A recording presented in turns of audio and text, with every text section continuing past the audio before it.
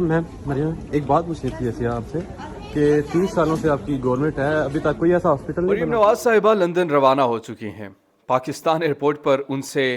ایک سوال کیا گیا، بڑا اہم سوال تھا۔ پہلے میں چاہتا ہوں کہ آپ وہ سوال سنیں کہ وہ شخص ان سے کیا پوچھنا چاہتے ہیں، پھر میں اس پر تھوڑا سا اپنا تبصرہ آپ کے سامنے رکھ دیتا ہوں۔ میم مریم ایک بات پوچھنی تھی ایسے آپ سے کہ 30 سالوں سے آپ کی گورنمنٹ ہے، ابھی تک کوئی ایسا ہاسپٹل نہیں بنا پاکستان میں جس پہ آپ کی سرجری ہو سکے؟ نہیں، 30 سال ہو گئے ہیں، اب پہلے پکچر بنوا رہی تھی، ابھی چلی گئی ہیں ابھی۔ ایک چھوٹا سا سوال پوچھا ہے، 30 سال سے یہ ہم پہ گورنمنٹ کر رہے ہیں اور ابھی جو ہے سرجری اپنی جو ہے وہ لندن سے کروانے جا رہی ہے۔ جی کیا؟ نہیں نہیں، وہ ان سے سوال پوچھا، اس کے بعد جو ہے چلی گئی ہیں، بھاگ گئی ہیں، پہلے جو ہے وہ بات کر رہی تھی۔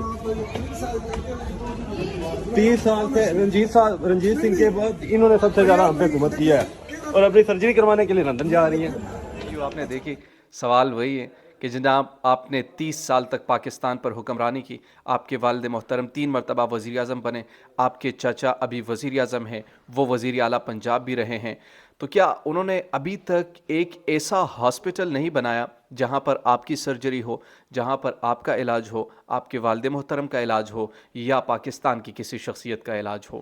ہمیشہ سے ایک مذاق بنا کے رکھا ہوا ہے جہاں پر ان کو ریلیف ملتا ہے، یعنی پاکستان ان کے میں اکثر یہ بات کہتا رہتا ہوں کہ یہ پاکستان ان کی پریورٹی ہے ہی نہیں۔ یہ اگر یہ کہتے ہیں کہ پاکستان میں پاکستان کو ہم ڈیولپمنٹ کنٹری دیکھنا چاہتے ہیں یا پاکستان کو ترقی یافتہ ملک دیکھنا چاہتے ہیں، تو محترمہ سے یہ سوال پھر اٹھتے ہیں کہ آپ کیوں پھر لندن جا رہی؟ کیا 30 سالوں تک صرف آپ لوگوں نے بنیادی طور پر اپنے آپ کو اپنے لیے کوئی ایسا ہاسپٹل آپ لوگوں نے نہیں بنایا جن پر آپ لوگوں کا اعتبار ہو، جہاں پر آپ لوگ اچھے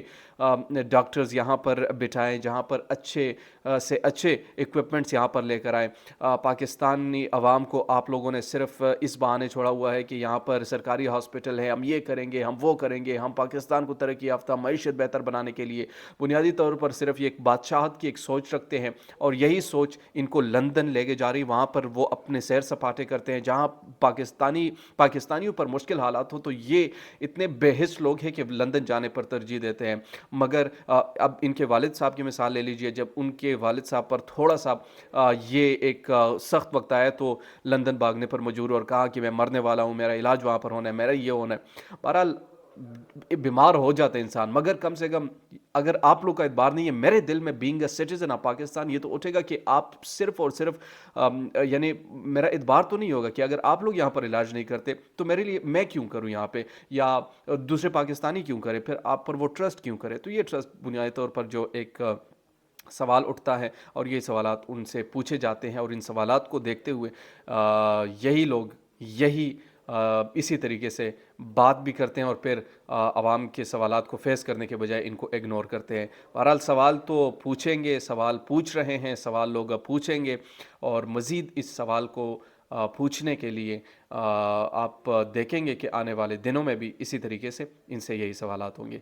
دیجیے مجھے نعمان خان کو پاک کفے سے اجازت، اللہ نگہبان۔